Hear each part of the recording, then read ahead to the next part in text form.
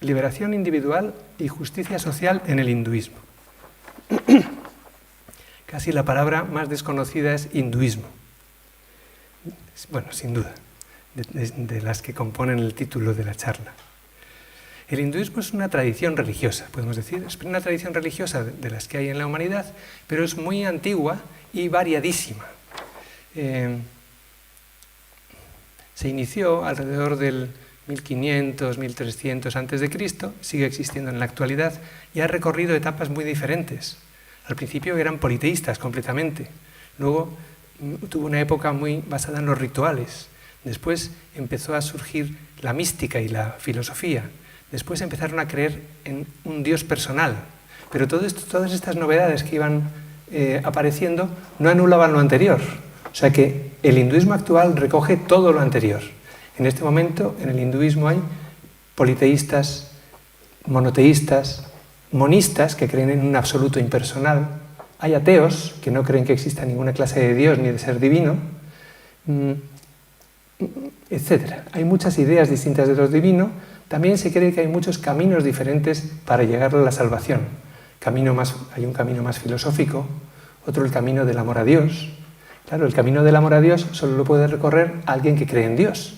Y en el hinduismo hay un gran sector de creyentes que creen en Dios y otros muchos que no creen en Dios. Los que no creen en Dios tienen que seguir algún otro camino hacia la santidad.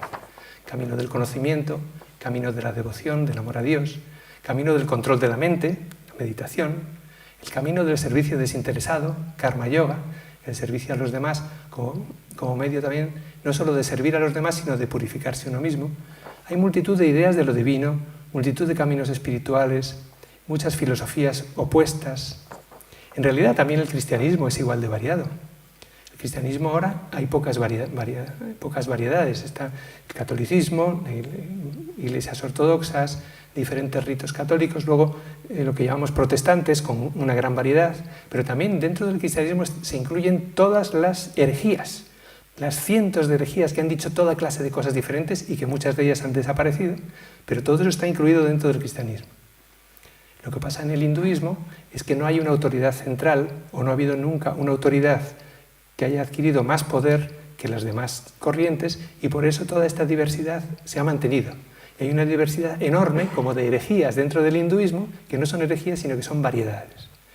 El hinduismo está acostumbrado a la variedad, a la multiplicidad, y por eso muchos hindúes son muy tolerantes. No todos, como veremos, porque en todas partes cuecen habas.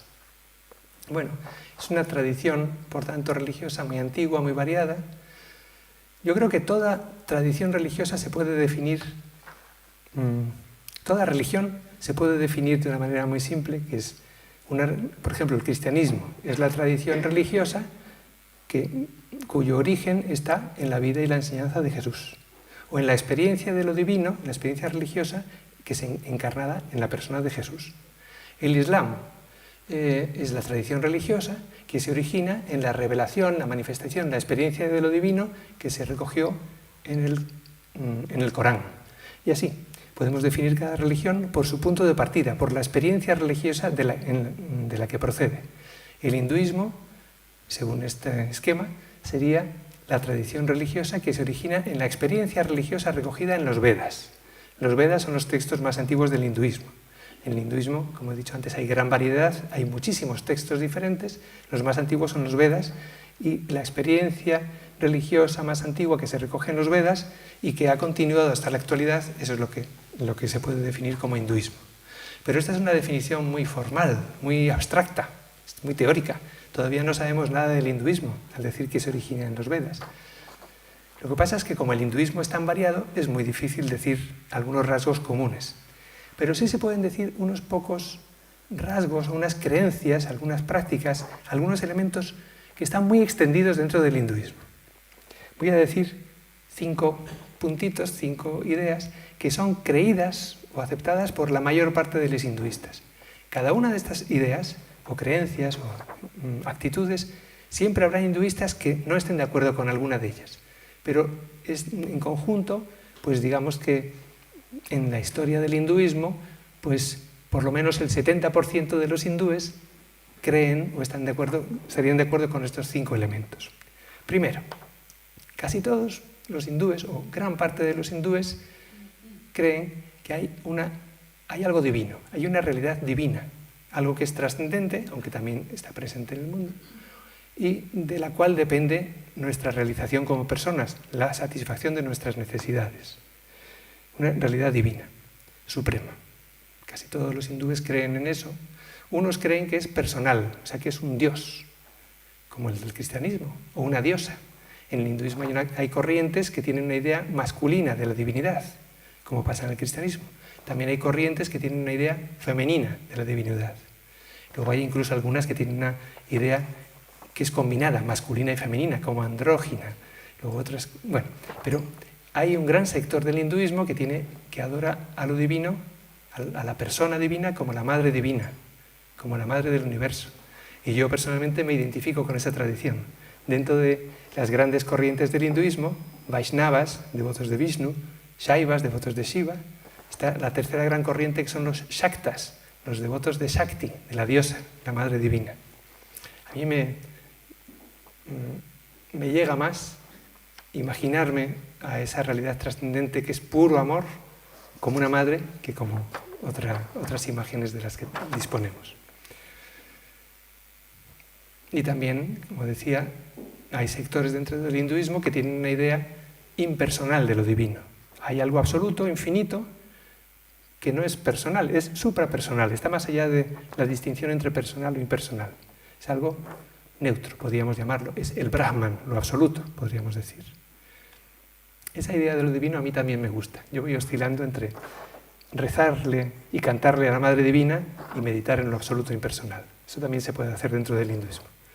Como no hay una autoridad central, uno se puede desenvolver ahí libremente, más o menos, dentro de unos límites, claro. Bueno, hay algo divino. Segundo, nuestro verdadero ser, nuestro ser más profundo, no es este individuo, este organismo psicofísico, este individuo con el que normalmente nos identificamos. Si miro en lo profundo de mi corazón, ahí encuentro algo infinito, algo maravilloso, algo que es inmutable, perfecto, ilimitado, que es pura beatitud, pura felicidad. Es decir, nuestro verdadero ser no es solo este ser, este organismo psicofísico, sino que hay algo más allá de ello. Y este ser profundo, nuestro verdadero ser, tiene una relación muy íntima con eso, de lo que hemos hablado antes, con lo divino. Hay escuelas que dicen que nosotros somos como una parte de lo divino. Si lo divino es un fuego, nosotros seríamos una chispa. Otras escuelas, que a mí me gustan más, dicen que en el fondo nuestro verdadero ser es idéntico a lo divino. O sea que, en el fondo, todos somos divinos. Nuestro verdadero ser es Dios. Si buscamos en lo profundo de nosotros mismos, el sujeto, el yo más profundo, no es distinto de Dios. Bueno, eso es lo que cree también una gran parte de los hindúes. Tercer punto. Pero no somos conscientes de esto, de nuestra naturaleza espiritual ni de nuestra profunda unidad con lo divino. No lo sabemos, nos hemos olvidado de ello, no somos conscientes de esto, de nuestra naturaleza divina. Y por eso ignoramos que tenemos en nuestro interior toda la felicidad que buscamos está en nuestro interior. Pero como no lo sabemos, buscamos la felicidad fuera, en diferentes clases de placeres, más o menos sofisticados, más o menos simples. Pero los placeres, la búsqueda de satisfacción en las cosas exteriores, en las cosas limitadas, nunca nos satisface completamente. Porque cuando conseguimos satisfacer un deseo, esa satisfacción es pasajera. Luego se nos pasa ese gusto y buscamos otra cosa. Siempre los placeres o las satisfacciones exteriores siempre son limitadas, nunca satisfacen plenamente. La ignorancia de nuestra verdadera naturaleza divina es el origen del sufrimiento, porque nos apegamos a cosas limitadas y esas cosas limitadas, al cabo del tiempo, se desmenuzan o desaparecen o se mueren o nos fallan y sufrimos por ello.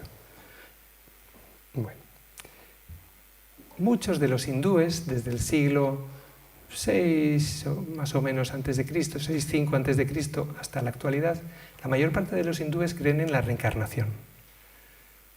Se piensa que, como no conocemos nuestra naturaleza divina, estamos apegados a este mundo. Y eso hace que cuando este cuerpo muere, ese núcleo profundo que hay en nosotros vuelva a encarnarse otra vez en este mundo buscando satisfacer esos deseos. Entonces, la idea es que esa parte profunda espiritual nuestra se ha reencarnado indefinidas veces en el pasado y seguirá reencarnándose mientras estemos apegados a este mundo, a las cosas del mundo, mientras no consigamos la experiencia de nuestra unidad con lo divino.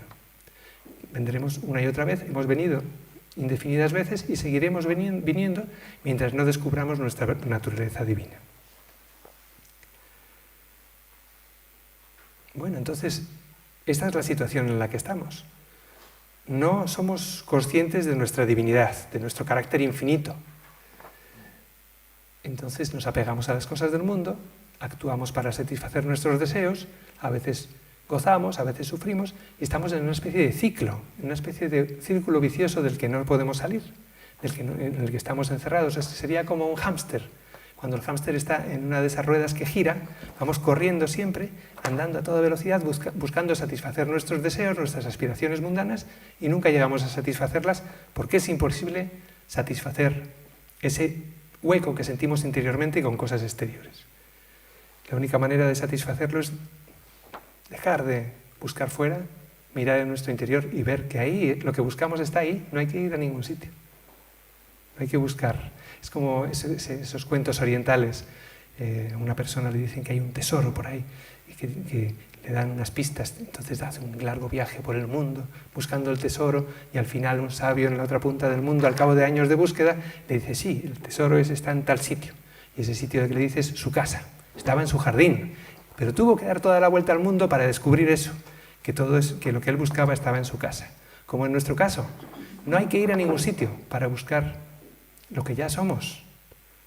O somos idénticos con lo divino, que eso ya no es moco de pavo, o estamos estrechamente unidos con lo divino, con la divinidad. Y solo hay que abrir los ojos y darse cuenta de eso. Decían, es como la gracia divina. Un monje de Rishikesh en Himalaya decía, la gracia divina es como el néctar, como la miel, que está cayendo siempre, cayendo sobre nosotros, pero tenemos el vaso boca abajo. Lo único que hay que hacer es poner el vaso boca arriba y tomárselo. No hay que hacer otra cosa. O es como cuando buscamos un collar que hemos perdido por todas partes, hasta que viene alguien y nos dice, pero si lo tienes puesto. Esa es la cosa. No hay que ir lejos, de hecho hay que dejar de buscar en el exterior. Hay que pararse, eso es lo que se llama la meditación, pararse y disfrutar de lo que ya está ahí. Por eso se practica yoga. La acción, la tensión, la búsqueda frenética en el exterior hace que estemos estresados y que suframos. Solo hay que relajarse, no hay que hacer otra cosa, para llegar a descubrir esa paz interior que ya está ahí. Bueno, pues esta búsqueda de la experiencia de lo divino, hay gente que se dedica exclusivamente a ello, porque tienen una gran vocación, un gran anhelo espiritual. Son los monjes, como en todas las tradiciones, hay personas que se dedican exclusivamente a la búsqueda espiritual. Pero luego la mayor parte de la gente no somos monjes. Aparte del interés espiritual, hay cosas de la vida, como la vida corriente, como la vida de familia o la profesión, que también nos atraen, y entonces no tenemos el ardor espiritual tan intenso como para hacernos monjes. Y llevamos una vida como seglares, una vida normal de familia. Los seglares, ¿qué es lo que pueden hacer? Pues cumplir su dharma. Dharma es una palabra clave en las religiones de la India. Significa la forma correcta de actuar, la vida en armonía. Armonía con uno mismo, armonía con los demás, armonía con la naturaleza, armonía con Dios. Eso es el dharma, la forma correcta de actuar. Lo que se nos propone a los seglares es que hagamos la vida normal, con todos los valores normales de la vida cotidiana, pero que no lo hagamos de cualquier manera, sino de una manera ética y de una manera según unos valores, según una serie de valores. Y eso, el disfrutar de los diferentes aspectos de la vida corriente de una manera armónica y ordenada, eso nos irá purificando interiormente y nos permitirá purificará nuestra mente o limpiará nuestra mente de tal manera que en ella, en un momento dado, pueda reflejarse esa luz, ese brillo interior del que hablaba antes. ¿Veis?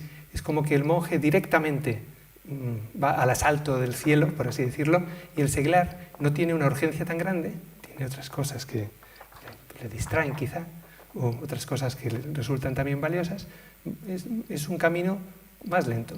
El seglar puede practicar, hacer su práctica espiritual, meditación, la práctica del camino espiritual que quiera, pero su misma vida cotidiana, si le da este toque de armonía,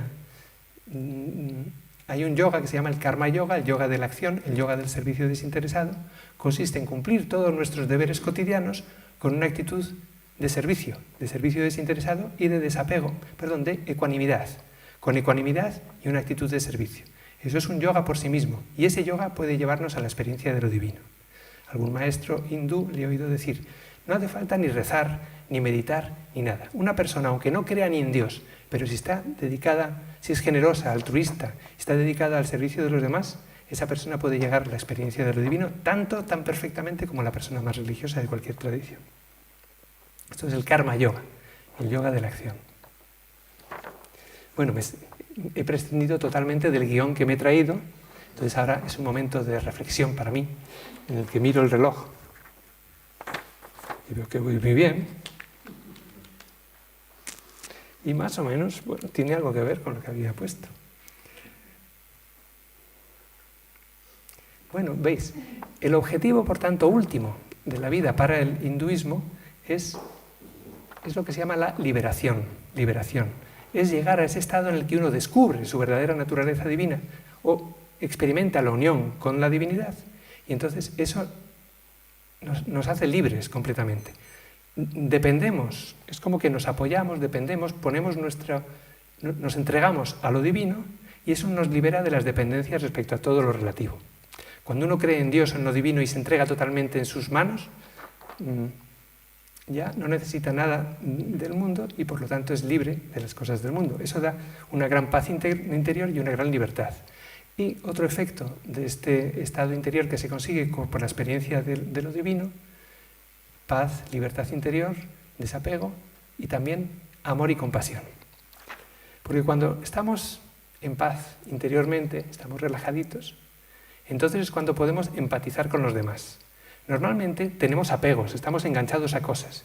Y cuando imaginamos que alguien nos lo va a quitar o que puede ser un obstáculo para que satisfagamos ese deseo, ese apego que tenemos, entonces es cuando surge la hostilidad, el odio, la cólera, el miedo. El miedo también es miedo de perder lo que tengo. El apego es el origen de todas estas negatividades. Pero cuando uno comprende que el verdadero tesoro lo tenemos dentro de nosotros, se relaja, ya no siente este apego y entonces las barreras emocionales que nos separan de los demás caen. Simplemente relajando esas barreras uno es capaz de sentirse mucho más unido con los demás. Es capaz de sentir cuando los demás sufren, cuando los demás gozan, puede empatizar con ellos. Hay un ejemplo que pone mi maestra. Bueno, en el hinduismo es muy típica la institución del gurú, el maestro espiritual. Mi maestra se llama Amma, es una maestra, que yo la considero una gran maestra, que viene a España, a Barcelona, a Cataluña, una vez al año, que viaja por el mundo. Amma puso un ejemplo una vez. Cuando uno está en ese estado en el que siente la unidad con todos los seres, automáticamente, espontáneamente surge una gran compasión, un gran amor por los demás. Y el ejemplo que pone es, imagínate que te das un golpe en la mano. ¡Pah! Imagínate, me doy un golpe en la silla. ¿Qué hago? ¿Habéis visto? Automáticamente, si me doy un golpe, ¡pah!, esta otra mano agarra la mano que se ha golpeado. Pero no es porque esta mano sea muy generosa, muy altruista, y entonces haya visto a esta y haya sentido... No, es porque somos un único ser. Entonces, esta mano no es que una mano vaya en ayuda de otra, sino que mi mano izquierda ha agarrado a mi mano derecha porque forman parte de un único ser. Y sabemos que cuando algo nos duele, si hacemos así, si apretamos, si acariciamos, pues eso, uno se siente menos dolor. Amma dice, lo mismo, la persona que ha alcanzado esta experiencia de la unidad con lo divino, de la unidad con todas las cosas, espontáneamente, si ve sufrimiento, tiende a ayudar, siente compasión, siente amor por todos los seres y compasión por el que sufre, pero compasión no teórica, ¡ay, qué pena!, sino compasión en acción, tiende espontáneamente a ayudar y a servir a los demás. Esto es el último rasgo de la persona que ha llegado a esa experiencia de lo divino, de la comunión con lo divino y por tanto de la comunión con todos los seres también. Porque todos los seres son o manifestación de lo divino o bien son criaturas de lo divino, hijos de lo divino, por lo tanto hermanos míos. No hace falta creer en Dios ni ser religioso para sentir empatía, compasión, altruismo. Pero si además uno cree que todos los seres son manifestación de Dios, que somos uno, o que todos los seres somos hermanos porque somos hijos de una divinidad común, eso hace que aumente la compasión, el amor, el altruismo. Es decir, la religiosidad, la espiritualidad, hace que, creo yo, porque yo soy una persona que intenta ser espiritual y creo en la espiritualidad, creo que la espiritualidad bien entendida lo que hace es que multiplica los valores humanos, las cualidades humanas positivas, las impulsa y hace que crezcan, puedan llegar a ser mucho más potentes que si una persona no tiene este elemento de la fe o de la experiencia de lo divino. Bueno, entonces, veis, espontáneamente la experiencia, primero la fe en lo divino, luego la experiencia directa de lo divino, produce este efecto de compasión, amor. Como dije antes, una de las formas de yoga, de espiritualidad, el yoga es la espiritualidad del hinduismo. Una de las formas de yoga más importantes es el karma yoga, el yoga del servicio desinteresado. La actitud de cumplir mi dharma respecto a los demás, respecto a mí mismo, respecto a todos los seres, cumplir mi dharma con ecuanimidad, con desapego y con una actitud de servicio.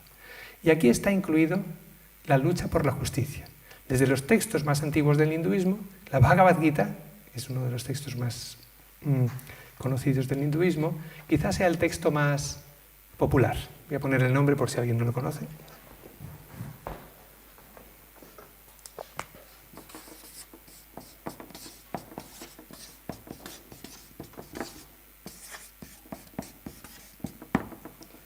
Bhagavad Gita. Bueno, lo pongo en español, tal como se escribe en español. Es una conversación entre Arjuna, que es un guerrero. Este guerrero va a luchar en una guerra justa contra los malos. Son unos malos muy malos, como en todas las epopeyas antiguas. Y él está entre los buenos. Y va a luchar como corresponde a su deber como guerrero. Pero cuando llega el momento de la batalla, empieza a flaquear. Dice, no quiero matar a tanta gente. Son como... Esa batalla tiene que hacerse, porque si no se hace es el desastre total. O sea, al final es como... Los malos de la Bhagavad Gita son como los nazis, como lo peor que uno se puede imaginar. Hay que vencerlos, porque si no va a ser un desastre. Y en el último momento flaquea. Entonces Krishna, que es la divinidad, habla con él, le dice, tú tienes que cumplir tu deber. Arjuna dice, el guerrero dice, pero no quiero matar tanta gente, mejor me hago monje y me voy al bosque a meditar y tal.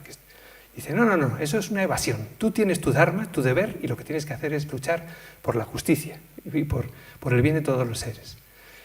Entonces, en la Bhagavad Gita se habla de muchos temas dentro del hinduismo, pero este del cumplir el dharma, el karma yoga, el yoga de la acción, el yoga de cumplir nuestro deber social y respecto a los demás, es el que más se desarrolla en la Bhagavad Gita. De manera que si leéis solo un libro del hinduismo, el más recomendable es la Bhagavad Gita. Luego, si queréis, os digo alguna edición. Hay muchas ediciones, pero recomendables no hay tantas. Bueno, por lo tanto, uno de los elementos esenciales de la búsqueda de mi liberación individual es la lucha por la justicia colectiva. Son dos caras de la misma moneda, no son separables. Si yo digo que busco mi liberación, aspiro a la unión con lo divino, pero me desentiendo de la felicidad de los demás, eso es falso, es incoherente, porque yo me aspiro a esa unión con aquello que está presente en todos los seres. Entonces, en el hinduismo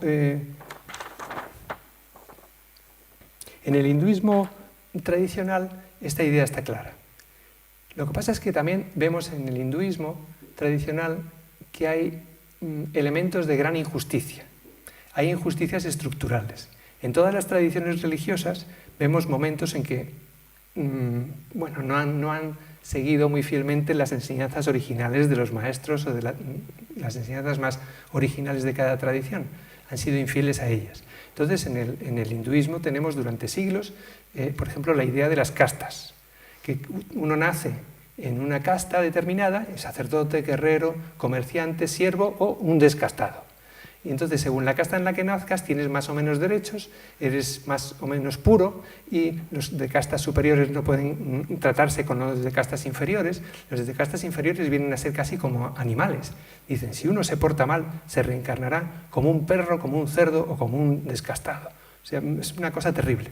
Entonces, esto es la creencia en las castas por nacimiento, en las que uno nace y de las que no puede salir, y la sociedad dividida en castas es una injusticia estructural que ha estado presente durante muchos siglos en el hinduismo. Al principio las castas no eran rígidas, eran como grupos de profesionales. Uno tenía una profesión u otra, nacías en una familia que tenía esa profesión, pero podías cambiar de profesión, podías cambiar de casta. Luego se volvió rígido. Y ahora, desde hace un par de siglos, por influencia occidental, hay que decirlo, el problema este de las castas se va superando poco a poco. Todavía está muy vigente en la India. En la India, por ejemplo, vemos en los periódicos, en la sección de que se busca pareja, uno busca parejas. Están clasificadas por castas. Hay miles de castas en realidad, no hay 4 castas, sino hay 4 grandes castas y miles de subcastas. Pues cada uno busca casarse dentro de su casta. Y todavía en los Times of India, periódico muy moderno, muy progre, no sé qué, pero un día a la semana vienen matrimonials, anuncios de búsqueda de pareja, clasificados por casta, menos al final un apartado muy pequeñito que pone Cosmopolitan, que es para gente que le da igual la casta. Pero son pocos, ¿eh? Todavía uno se casa. Y las castas son tan importantes en la India que hasta los musulmanes y los cristianos indios tienen castas dentro de sus religiones. Oficialmente no. Oficialmente todos los cristianos son iguales, los católicos, por ejemplo. Pero yo veía, me hablaban de un cura que no quería celebrar la misa usando un copón que había usado otro cura que era de otra casta. O sea que las castas en la India están muy, muy grabadas y está costando mucho superarlas. Que haya castas en sí no es malo, porque es como cada uno tiene una familia, un clan al que pertenece, etc. Lo que prohíbe la Constitución de la India es la discriminación por motivos de casta. Igual que en el hinduismo, tradicionalmente, como en todas las culturas conocidas, la mujer ha sido considerada inferior al hombre. En el hinduismo más ortodoxo, la mujer tenía una posición como de sirviente, primero sirviente de sus padres, luego sirviente de su marido, luego sirviente de sus hijos. Bueno, eso también se está superando poco a poco con mucha dificultad, igual que en Occidente llevamos más tiempo con la lucha por la igualdad de las mujeres, etcétera, pero todavía falta, eso lo sabemos, pues allí falta más porque están más atrasados. Bueno, pues hay grandes injusticias. Dentro del hinduismo hay la línea muy abierta de la que hablaba antes, que es la que a mí me gustó. Por cierto, no lo he dicho, sí lo he dicho o lo he dejado caer, más o menos. Yo soy hinduista, o me considero hinduista. El hinduismo que a mí me gustó mucho es el hinduismo abierto, en el que, en parte por influencia de Occidente, los valores de igualdad, humanismo, derechos humanos, etc., ha ido entrando. Esto se produjo a partir del finales del siglo XIX, sobre todo con un gran santo que se llama Sri Ramakrishna y un maestro muy importante que se llama Swami Vivekananda. Swami Vivekananda lo que propuso a partir de ese momento es combinar la racionalidad occidental con la espiritualidad de la India, coger lo mejor de cada tradición y hacer una nueva forma del hinduismo. Esto es lo que se llama neohinduismo y es el hinduismo que a mí me gusta. Lo que pasa es que también existe el otro hinduismo, el hinduismo que es fanático, que es muy ortodoxo, que sigue creyendo en las castas, que siempre está en conflicto con los musulmanes, con los cristianos. El hinduismo, pues malo. En todas las tradiciones hay un sector que es más abierto, dialogante, amoroso, etc., y otros que están como a la defensiva, Se creen que todo el mundo está en contra de ellos y por tanto dispuestos a atacar en cualquier momento. Hubo un momento dramático en la historia del hinduismo que fue el 30 de enero de 1948. Era la independencia de la India. Había grandes problemas entre los hindúes y los musulmanes. Se estaban peleando. Gandhi estaba haciendo sus ayunos para intentar que no se pelearan, intentando que los hindúes fueran no violentos, pero bueno, lo conseguía regular. Y al final, Gandhi prefería que la India no se dividiera, pero no hubo más remedio, porque hindúes y musulmanes se llevaban tan mal que si los hubieran dejado juntos se hubieran matado. Entonces crearon Pakistán, oriental y occidental para los musulmanes y la India sobre todo para los hindúes. Gandhi estaba triste por esta separación, pero bueno, tuvo que aceptarlo. Y de repente llegó una noticia. Han matado a Gandhi. ¡Chan! Estaban ahí reunidos Lord Mountbatten, Nehru, todos los grandes políticos del momento, y pensaron, como le haya matado un musulmán, esto va a ser terrible. Va a ser porque, claro, el gran maestro, el gran hindú, un hindú de estos que a mí me gustan, de mente abierta, dialogante, no violento, etc. El gran líder de los hindúes de la India, si le ha matado a un musulmán, los hindúes van a ir a por los musulmanes, va a ser terrible. Entonces, pero no, fue un hindú el que le mató, un tal Nathuram Godse, que pertenecía al RSS, que era un movimiento, un grupo político hindú, fanático, violento, terrorista, etc. ¿Veis? Aquí, en ese punto, se encontraron las dos formas del hinduismo. Gandhi, como representante del neohinduismo, más liberal, más abierto, dialogante, al que también pertenecen, por ejemplo, Tagore, es muy conocido, son los dos más conocidos, Tagore y Gandhi, dentro de esa forma de hinduismo. Pues también Swami Vivekananda, Radhakrishnan, que es un gran filósofo, pues mi maestra Ama. Hay muchos de los maestros conocidos dentro del hinduismo y del yoga que están en esta línea del neohinduismo. Y luego sigue habiendo esa otra línea del hinduismo más cerrado y más fanático, y precisamente el partido que está ahora en el gobierno está en esa línea de hinduismo más militante, una especie de nacional hinduismo. La India tiene que ser hindú, los musulmanes pues están un poco de visita. Los musulmanes llevan en la India, desde el mismo año que llegaron a España, 711, llegaron a la India. Llevan ahí se quedaron, llevan viviendo ya 1300 años ahí, y hay todavía hindúes que piensan que no, que son extranjeros, que se tendrían que ir o convertirse. Bueno, están esos dos aspectos. Bueno, pues este hinduismo moderno aplica el karma yoga, el yoga de la acción, y ha insistido mucho en este aspecto del yoga de la acción, el yoga del servicio desinteresado, y una idea que se ha extendido mucho en el hinduismo contemporáneo es que la mejor manera de servir a Dios es sirviendo a la gente que sufre, a los seres que sufren, la acción humanitaria. Si uno quiere alcanzar la liberación individual, llegar a la unión con Dios, a la unión mística, a la beatitud, a la perfección espiritual, lo mejor que puede hacer es dedicarse a servir a los que sufren, porque eso es lo que a uno más le purifica y más le une con los demás y con Dios, por tanto. Y, por otra parte, ¿qué es lo mejor que puede hacer uno para servir a los demás? Pues meditar.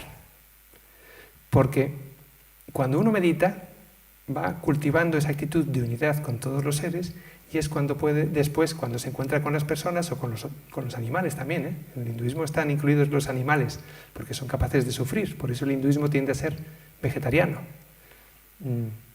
Aquí poco a poco va entrando esta idea de que los animales son seres con sensibilidad y por tanto no está bien explotarlos y maltratarlos. Va entrando poco a poco. Bueno, pues esta idea se ha difundido mucho y ha llegado a ser muy importante en el hinduismo contemporáneo. La mejor manera de adorar, de servir a Dios, es servir a los seres que sufren. Por lo tanto, la búsqueda de la santidad personal y la búsqueda del bien común y de la justicia social son cosas inseparables. Eso a veces se ve en el cristianismo, se habla a veces de la teología de la liberación. Es liberación social e individual. Pues lo mismo, la liberación es la palabra que se usa en el hinduismo. Moksha, mukti, la liberación individual y la liberación colectiva son inseparables. No hay que pensar que uno, cuando se pone a meditar o a rezar o a cantar a Dios, está perdiendo tiempo que podría dedicar al servicio a los demás. Porque luego, cuando uno se encuentre con los demás, expresará esa paz y ese amor que ha descubierto en su interior, los podrá expresar mucho más eficazmente. Uno no se vuelve generoso porque lo decida. Digo, a partir de ahora voy a ser generoso. No, sigue siendo igual de egoísta que antes. Esa transformación personal solo se consigue por la acción, por el servicio, actuar como si uno ya fuera generoso, y también por la meditación, por la contemplación, que eso nos transforma interiormente. Son las dos alas de la práctica espiritual. Dicen que el camino espiritual, el yoga, es como un pájaro que tiene dos alas. Una es la meditación o la contemplación y otra es la acción, en el servicio desinteresado a los demás. Si falta una, pues no se avanza.